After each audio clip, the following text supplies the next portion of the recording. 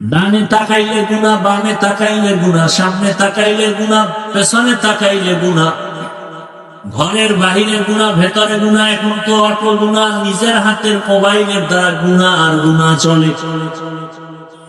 মোবাইলে সারাদিন রাত্র যা দেখি নামাজের মধ্যে তা স্মরণ করি, সারা রাত মোবাইলে কাটায় দেই, অথচ 20 মিনিটের সময় দিয়ে 5 ওয়াক্ত নামাজ, ফজরে 20 মিনিট, জোহরে 20 মিনিট, আসরে 20 মিনিট, মাগরিবে এশায় 20 মিনিট 20 মিনিট করে দিব। বান্দা রাতকে রাত মোবাইল চালায় সময় পায়, 4 রাকাত ফরজ নামাজ, সুন্নাত নামাজ ফজরে পড়ার সময় পায় না। কি ঘন্টাকে ঘন্টা, ঘন্টাকে ঘন্টা মোবাইল চালায়, সেখানে সময়ের কোনো কোশ্চেন নাই, ঘুমের ডিস্টার্বের কোনো কোশ্চেন নাই, কিন্তু 20 মিনিট সময় ব্যয় করে 4 রাকাত ফজরের নামাজ পড়বে, সেখানে সময় নেই। আছে না? না, গল্পে গল্পে সময় কাটায়, জোহরের 10 রাকাত পড়তে সময় নাই, দোকানে চাকরির অফিসে কত আড্ডা দিয়ে সময় কাটায়, আসরের 4 রাকাত নামাজ, মাগরিবের 5 রাকাত নামাজে সময় নাই। ও বান্দা, তুমি এটা পারবা না, সাহায্য নিতে হবে আমি আল্লাহ। কারণ দুনিয়ার সবাই অভাবী, একমাত্র অভাব নাই কার? আল্লাহ বলেন দুনিয়ার সবাই ফকির, একমাত্র আমি আল্লাহ ধনী। আর আমি এমন ধনী, আমার প্রশংসা কোনো শেষ নাই। দুনিয়ার সব ধনীদের বদনাম আছে, আল্লাহ কোনো। দুনিয়ার ধনীরা দেয় দেয় বলে দেয় না, আবার দিতে গিয়েও তাও পুরোপুরি দেয় না, আবার যাও দেয় তা আবার খোটা দিয়া জাল মিটায় দেয়। 5,000 টাকা দিল 50,000 টাকার জাল মিটায় দেয়। বলে আরে আমি এই অমুকি আমার টাকায় চলে, মসজিদ আমার টাকায়, ওয়াজ মাহফিল আমার টাকায়। এইভাবে করে করে আবার জাল মিটাইয়া দেয়। আল্লাহ কয় আমি কারো খোটাও দেই না, এবং আমি আল্লাহ দিব দিব বলে দরজা বন্ধ করি না। وَإِذَا سَأَلَكَ عِبَادِي عَنِّي فَإِنِّي قَرِيبٌ أُجِيبُ دَعْوَةَ الدَّاعِ إِذَا دَعَانِ فَلْيَسْتَجِيبُوا لِي وَلْيُؤْمِنُوا بِي لَعَلَّهُمْ يَرْشُدُونَ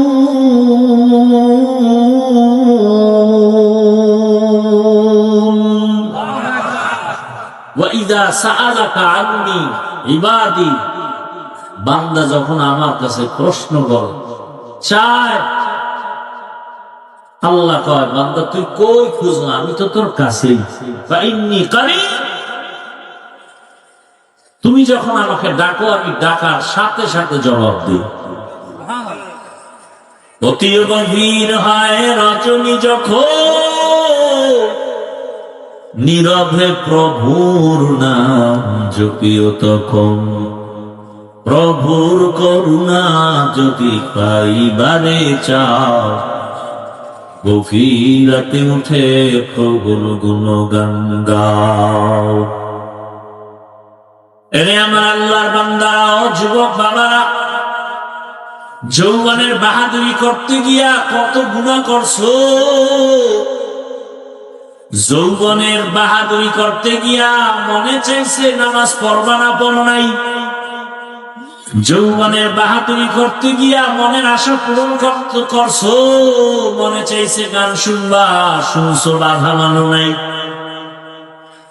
যৌবনের বাহাদুরি করতে গিয়া কত গুনার প্যান্ডেলে, নারীদের নাচ গানের প্যান্ডেলে দৌড়াইছো, কারো বাধা মানো নাই। মোবাইল হাতে নিয়ে সারা রাত গুনাহ করেছো যুবক।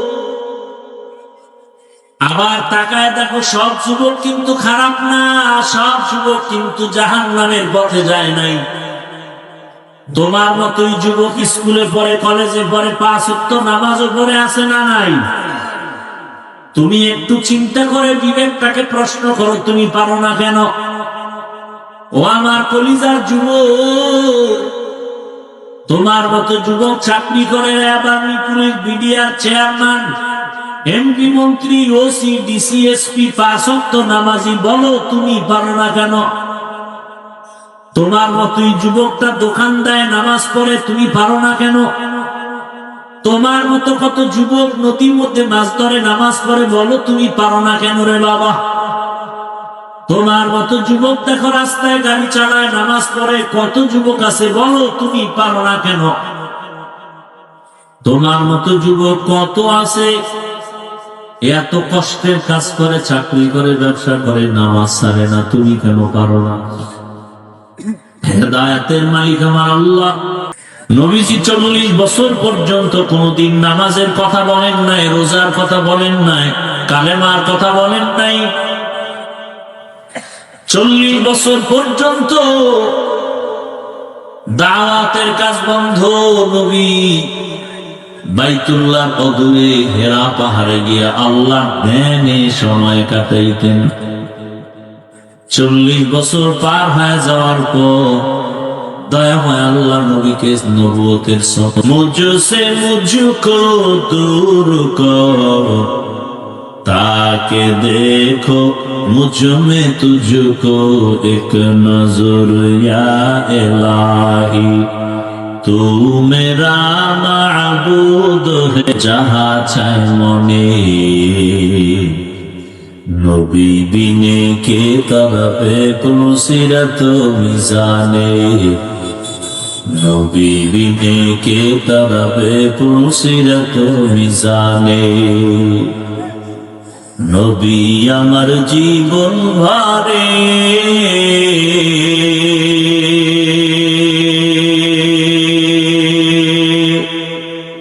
দিনের লাগি কষ্ট করে,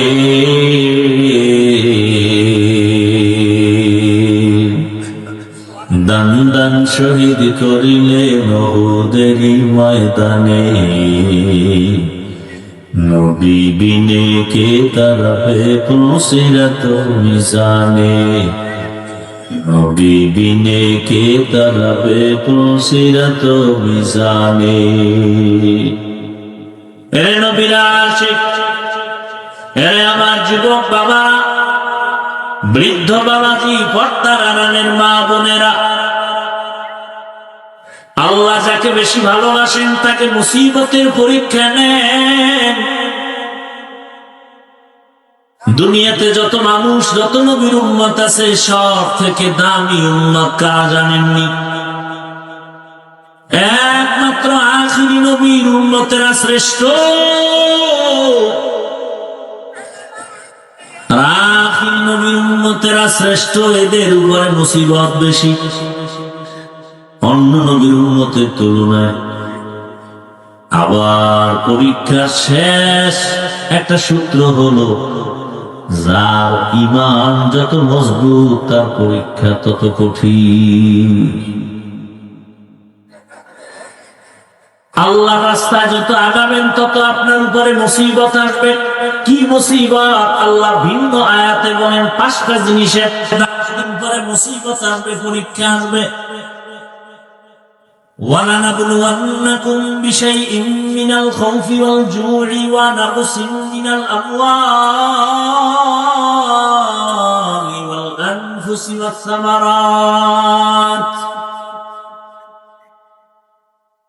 1 নম্বরে ভয়ের মাধ্যমে পরীক্ষা হবে তোমার উপরে, ক্ষুধার মাধ্যমে পরীক্ষা,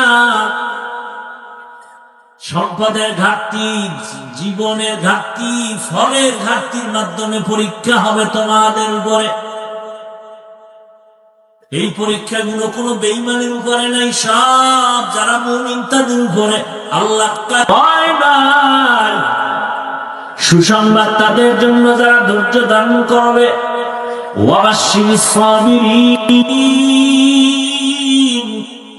ধৈর্য ধারণকারীদের জন্য সুসংবাদ। কি সুসংবাদ? ইন্নাল্লাহা মা'আস সাবিরিন, ধৈর্য ধারণকারীরা আমি আল্লাহ তোমার হয়ে যাব। আল্লাহ যদি আমার হয় কোনো ভয় আছে? আর আল্লাহ যদি না থাকে র্যাবেও শান্তি দিতে পারে না, আটকাইয়া সিকিউরিটি দিয়ে রাখতে পারে। ভাই আমার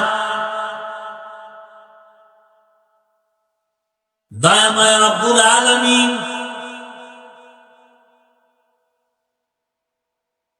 পাঁচটা জিনিসের দ্বারা পরীক্ষা নিবেন ধৈর্যের মাধ্যমে।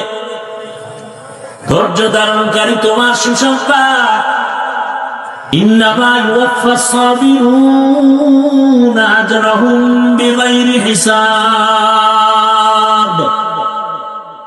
ধৈর্য ধারণকারীরা তোমরা সুসংবাদ নাও, পরকালে আমি আল্লাহ তোমাদের বিনা হিসাবে জান্নাত দিয়া দিব।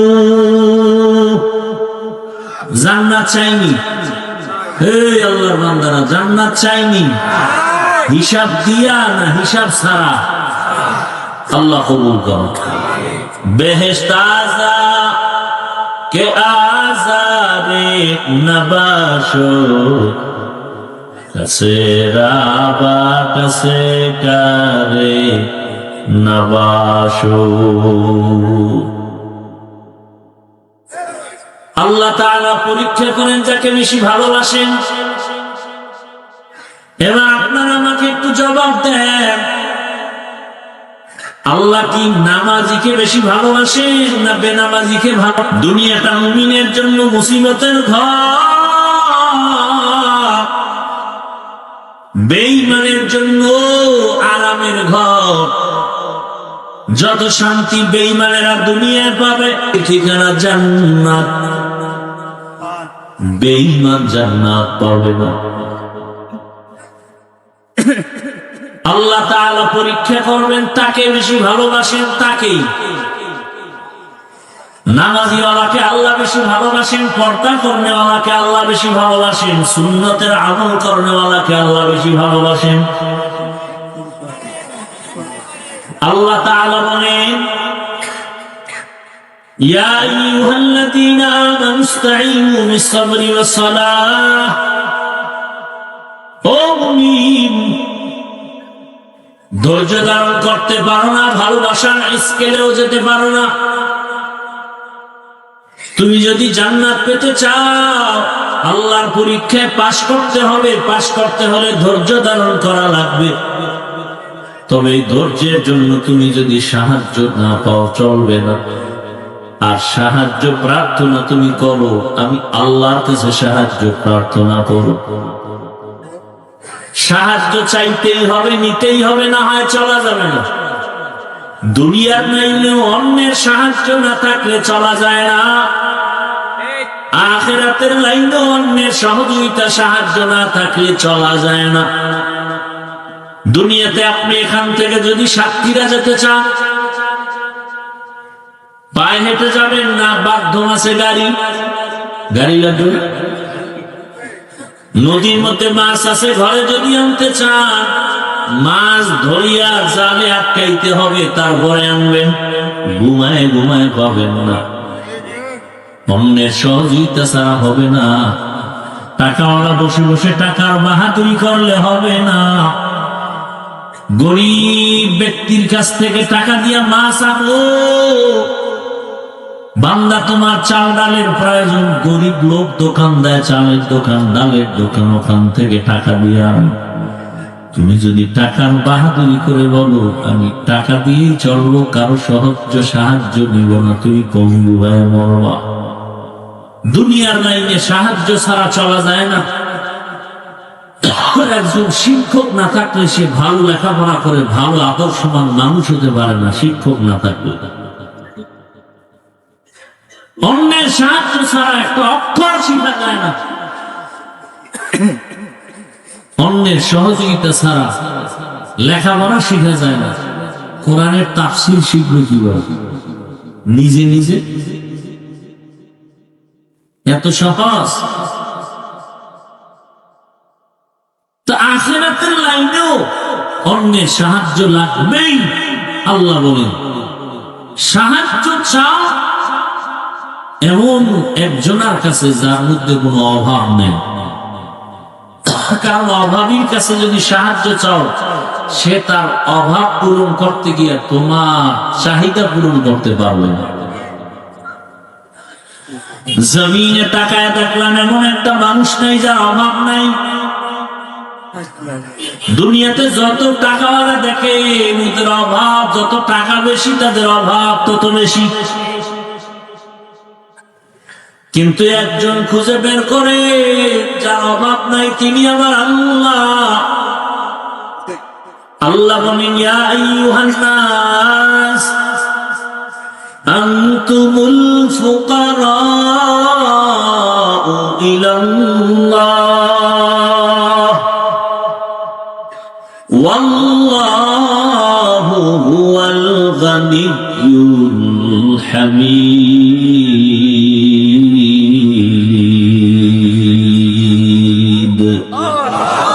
গতাওয়াকুল মিকুনি হার সুকোশা,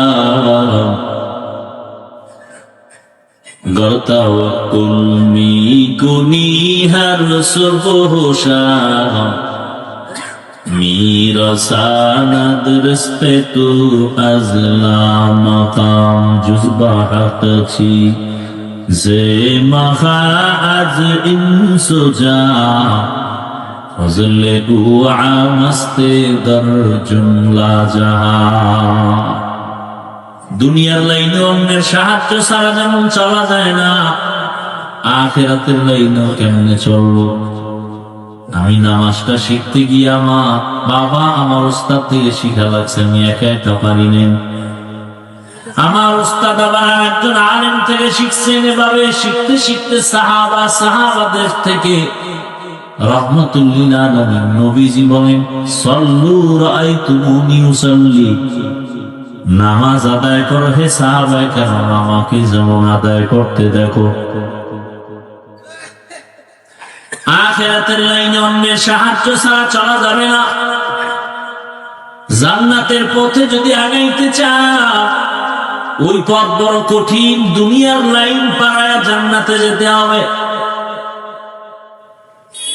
জান্নাতে যাওয়ার জন্য দুনিয়ার পথ পাড়াইতে গিয়ে মুসিবত।